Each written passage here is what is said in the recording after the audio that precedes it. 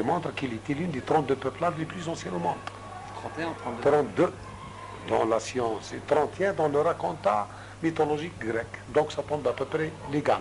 C'est comme la mythologie, c'est comme la science, qui donne. Aussi bien dans le sens idéographique, langue.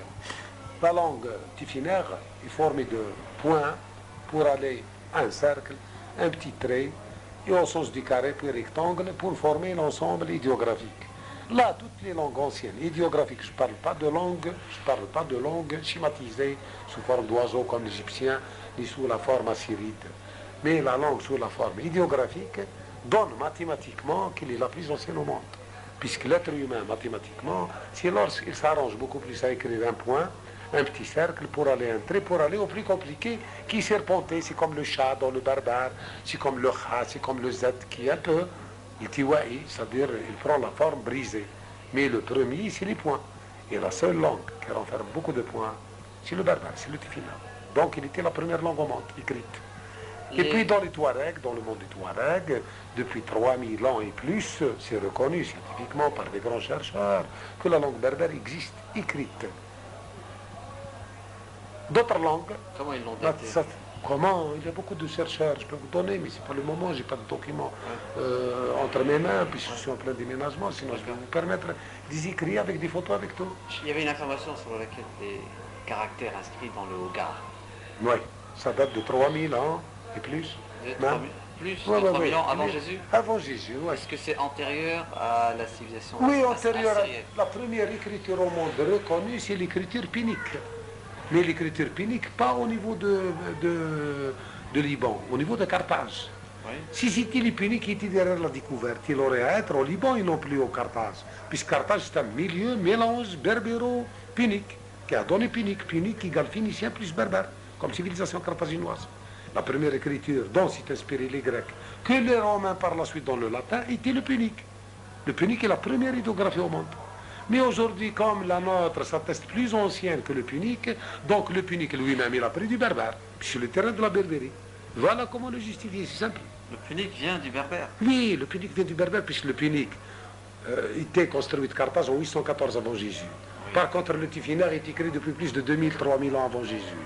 Et comme le punique, c'est une formation, c'est une idéographie mélange berbéro-phénicienne, qui a donné carthaginois, qui a donné le punique. Donc, n'aurait à être que berbère. Et par le sens des points que renferme le berbère et non le tifinaire, et non plus le punique. Le punique, il n'a pas de points. Mais dans le berbère, c'est des points. Donc le berbère est plus ancien que le punique. Voilà, par raisonnement. La présence de points? De points dans l'écriture. L'ang, o, au-dessus des lettres. Deux points superposés, c'est le o dans la voyelle. 4 points dans l'optique, c'est le ha, c'est le tifinaire de Touareg. 3, donc un point, ça veut dire a, pas a, qui est un peu proche du sémitique dans la prononciation phonème. A, c'est pas a. C'est pour ça, dans les Grecs avant, on écrivait les berbères avec un alpha, puisque c'est difficile. C'est de là que découle le sens barbare et berbère avec complication. Mais en quoi la présence du point permet de dire que c'est antérieur? Mathématiquement, l'être humain, c'est comme la musique. Lorsqu'on dit la musique est la première langue avant qu'il soit bisonique, trisonique et autres, il était monosonique, il était d'un seul son. A, O, E, comme on le découvre en oiseau, dans le bruit des pierres, dans le bruit de la forêt, dans le bruit de la nature. Aussi bien dans le sens de la recherche mathématique, il y a un savant, je ne me rappelle pas son nom, qui est soudanais, qui démontre même le côté archéologique, qu'il aurait commencé par un petit trait, un petit point, avant d'aller à la sphère et à la pyramide. Donc la pyramide égyptienne est récente par rapport à la cylindrique qu'on a réalisée avant le départ des Touaregs du Grand Sahara du Mali sur l'Égypte, après l'avancement du Sahara, du sable, puisque le Sahara dans le Grand Maghreb, il a pris naissance, ou bien le Sahara, scientifiquement, que depuis 2500 avant Jésus. Avant, c'était un terrain fertile, démontré même au laboratoire, en Allemagne comme en France, comme ailleurs. Donc, c'était un terrain fertile. C'est pour ça qu'on a schématisé sur les fresques de Tassili un peu la civilisation qu'il existait avant 3000 ans. C'est quoi Tassili? Tassili, c'est la grande montagne de Touareg, qu'on appelle Ajjar. C'est les montagnes des Touareg, au sud. Au sud de l'Algérie? L'Algérie aussi, avec le Mali. Voilà, on commence la fête, donc ça va être difficile à enregistrer. Ah, là, avec la musique. Oui. Donc voilà à peu près le sens de la langue. Je ne sais pas si on a abordé. Nous revenons un peu à l'arabe. Vous avez posé la question d'arabe. Oui, y a-t-il un arabe au Maghreb? On va revenir à ça aussi. Même sur un autre plan, si on prend le sens d'arabe, il y a une variante que arabe pourrait provenir du mot urbi berbère. C'est une tribu de Kousileta qui était Touareg, dont s'était attesté le déplacement au nord de la Libye, en Égypte, au cours de 30 siècles avant Jésus.